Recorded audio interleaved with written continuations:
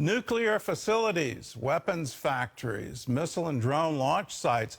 These are just some of the targets in Iran that Israel might hit in the coming days. The Biden administration continues to warn Israel against escalating the conflict. To ease the tension, they're now proposing greater economic sanctions on Tehran. Chris Mitchell reports from Jerusalem.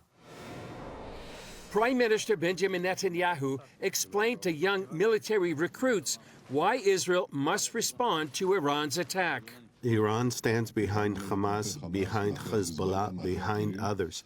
But we're determined to win there and defend ourselves in all arenas.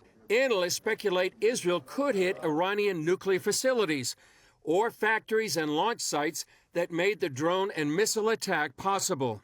Firing 110 ballistic missiles directly to Israel will not get scot-free. We will respond in our time, in our place, in the way that we will choose. On Tuesday, the IDF displayed one of the more than 100 ballistic missiles fired at Israel. These ballistic missiles are ones that has 500 kilos of explosives in the warhead.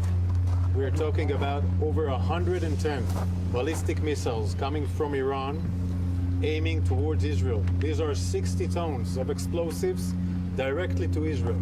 On the diplomatic front, the U.S. continues to pressure Israel against a retaliatory strike and has announced it's ready to apply economic sanctions against Iran's missile and drone program.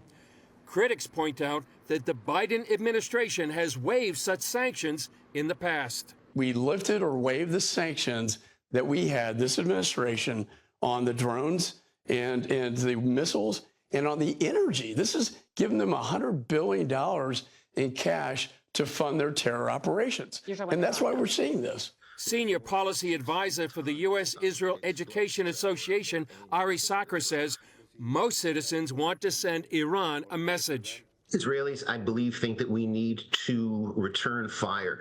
Iran cannot be let off with a tongue lashing for what they did. There must be a price for impinging upon the security of a sovereign nation. Sacher believes, like many here in Israel, that divine intervention was at work during the attack. I have an axiomatic belief in the existence of a God who pays attention and who cares, especially about what goes on in Israel. And everything I see reinforces that belief.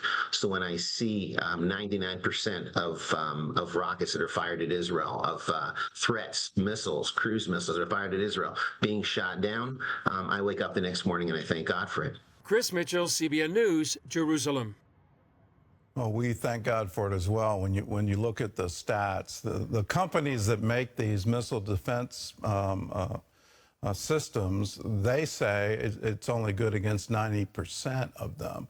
And so you look at that and look at, well, 99% were intercepted. You just go, wow, these are amazing stats. And you take a step back and go, but God, he seems to have his hand in these affairs. I hope he has a hand in our administration, and I hope it gives them unusual wisdom for these days. I've been praying for unusual wisdom for the leadership of Israel, and that they would have unusual unity as well. They seem to be divided, and now more than ever, there needs to be unity. But within our administration, can we please give up the failed policy that we've had for Iran since the Obama administration, where somehow we think through negotiation and through that kind of peace strategy, they're going to stop their ideology of hate. It's quite clear they're not going to. How many times do they need to attack international shipping? How many times do they need to attack the refineries in Saudi Arabia? How many times do they need to attack our military forces in Iraq and in Syria? How many times do they need to attack Israel before we wake up to, well, they're the real threat in the Middle East? It's not the Iranian people. They've been protesting against their own government for some time.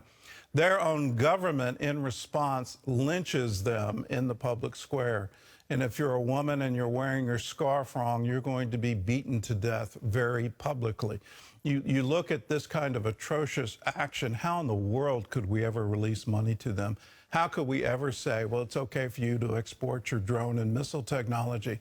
It's absolutely insane to think that somehow or other they're going to come to a peace table and treat you fairly at that table. They're not going to do it. Of all times in history, now's the time to be really tough.